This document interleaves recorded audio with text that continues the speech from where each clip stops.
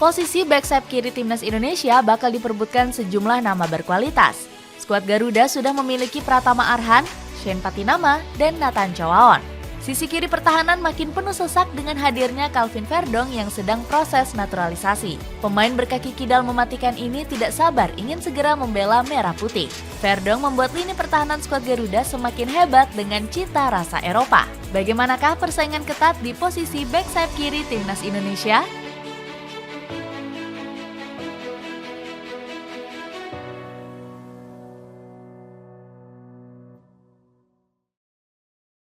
Ambisi Shin Tae-yong memperkokoh pertahanan Garuda.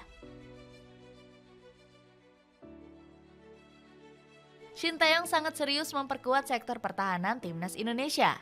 Segala cara dilakukan Coach Shin untuk menambal rapuhnya lini belakang skuad Garuda.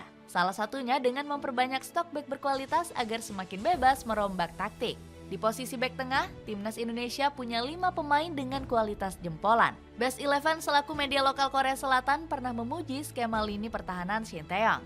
Shin Tae-yong punya taktik cerdas yang cemerlang. Dirinya sering menggunakan formasi 3 bek yang terdiri dari 3 pemain keturunan dan didampingi oleh 2 bek sayap cepat. Tulis Best Eleven. Dengan 5 bek yang bertahan dengan baik di lini belakang, mereka mampu menyerang dengan percaya diri. Tambah media sepak bola negeri ginseng ini. Shin Tae-yong juga memakai formasi 3 bek tengah untuk mengakali kecilnya postur pemain timnas Indonesia. Formasi 3-4-3, 3-5-2, atau 5-4-1 sering dipakai tergantung dengan taktik lawan. Pakem 3 bek tengah ini ampuh bikin pertahanan skuad Garuda makin kokoh. Namun, skema ini harus punya 2 bek sayap yang berkualitas untuk berjalan sempurna. Di sisi kanan pertahanan, skuad Garuda punya Asnawi Mangkualam dan Sandy Walsh. Sementara di sisi kiri, Shin Tae-yong punya 4 back sayap kiri berkualitas yang gacor. Shane Patinama.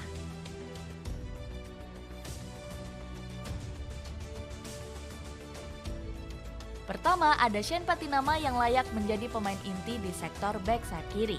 Pemain milik Kasyupan ini langsung diandalkan Shin Tae-yong sejak dinaturalisasi. Saat tampil di lapangan, Patinama bermain sangat kokoh dan penuh semangat tinggi. Dirinya juga tidak ragu bermain keras untuk mengganggu permainan lawan. Bahkan, sang pemain dijuluki sebagai preman kedua timnas Indonesia setelah Justin Hubner. Patinama selalu bersemangat membela timnas Indonesia karena didikan ayah. Ayahku telah meninggal 7 tahun lalu. Dia telah mengajari saya segalanya tentang budaya Indonesia, betapa pentingnya keluarga dan bersikap ramah, tutur Patinama. Sang pemain ingin membuat ayahnya bangga melihatnya berseragam merah putih. Sejauh ini, Patinama sudah 6 kali tampil untuk timnas Indonesia. Ex-pemain Viking FK ini juga sudah menyumbang 1 gol saat laga kualifikasi Piala Dunia 2026 melawan Irak.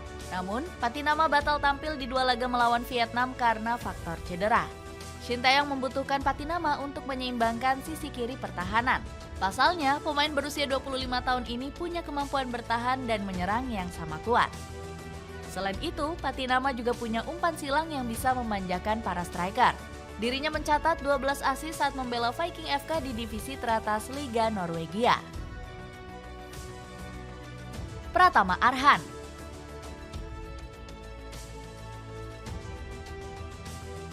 Kemudian ada Pratama Arhan yang sering menjadi senjata rahasia Shin Tae-yong.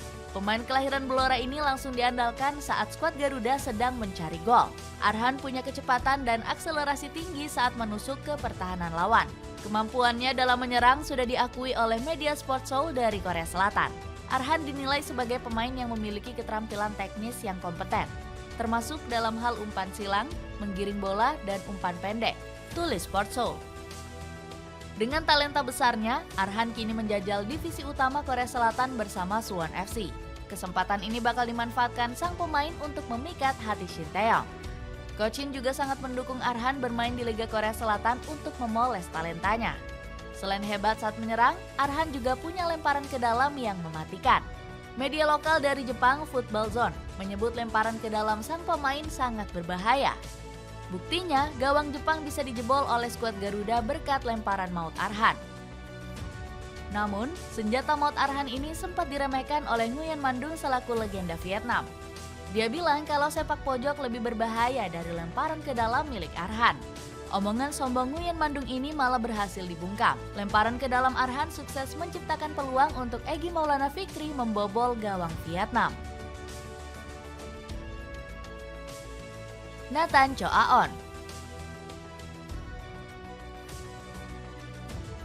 Berikutnya ada Nathan Choaon yang menjadi amunisi baru untuk sektor kiri pertahanan.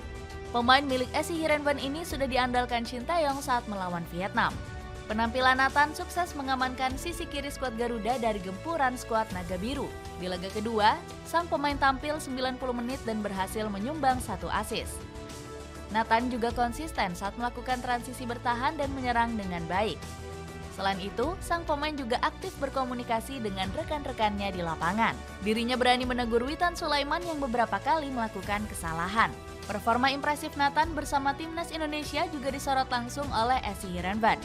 Minggu lalu Nathan Choaon melakukan debut untuk Indonesia, dan hari ini giliran Tom Haye. Kedua pemain SC Heerenveen ini layak mendapatkan emas saat timnas Indonesia menang 3-0 melawan Vietnam. Tulis SC Heerenveen.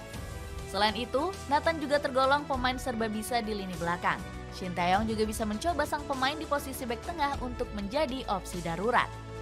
Kelvin Verdong.